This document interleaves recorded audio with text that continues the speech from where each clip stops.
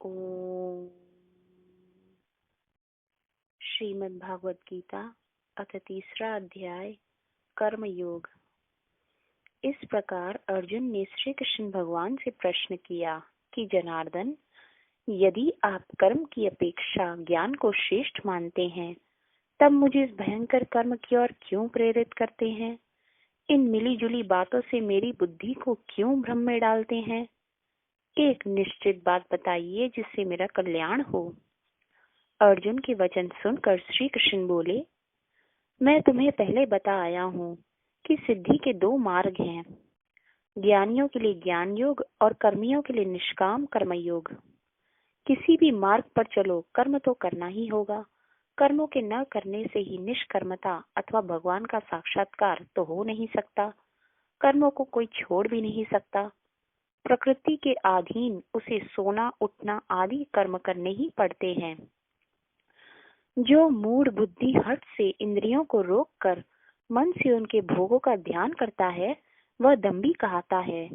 हाँ, जो पुरुष इंद्रियों की लगाम मन से थामे हुए भोगों में लिप्त हुए बिना कर्म इंद्रियों से कर्म करता है, वह श्रेष्ठ है। इसलिए तू कर्म तो कर ही, कर्म न करने से कर्म करना सदा अच्छा है।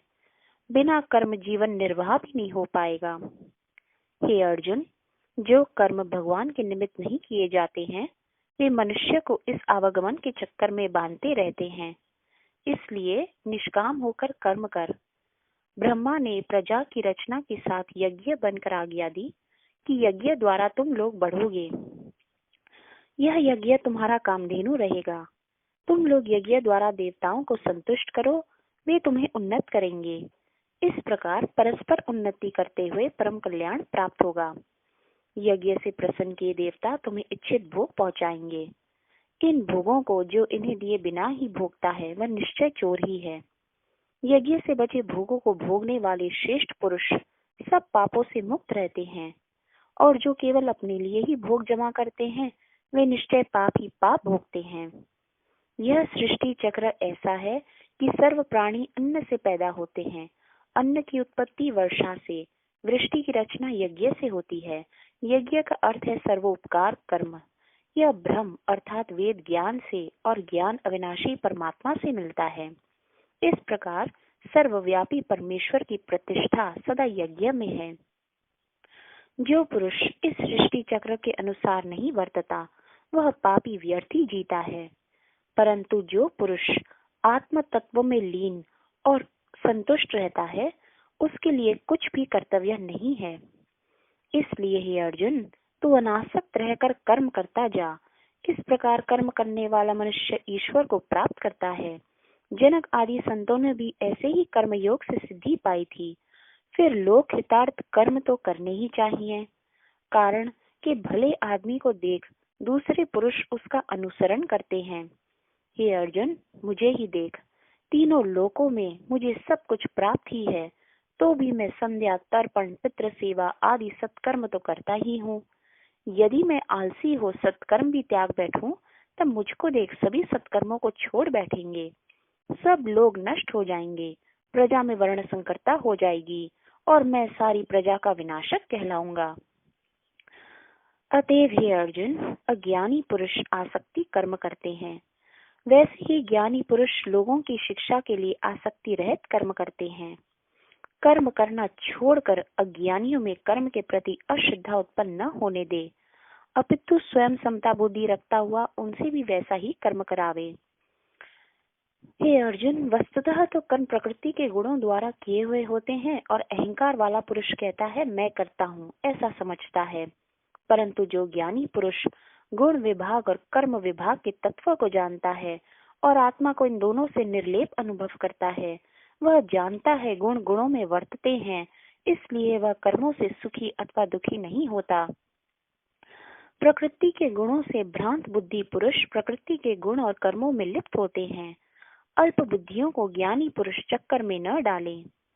इसलिए हे अर्जुन, आत्मा विमुख होकर मुझ में सब कर्मों को अर्पित कर, आशा और ममता का त्याग निश्चित हो युद्ध कर।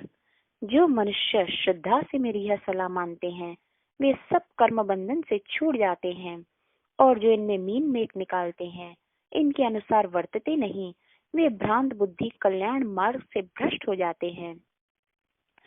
ज्ञानी अपने स्वभाव के अनुकूल कर्म करता है, सभी स्वभाव के अधीन है, हठ से कोई लाभ नहीं होता।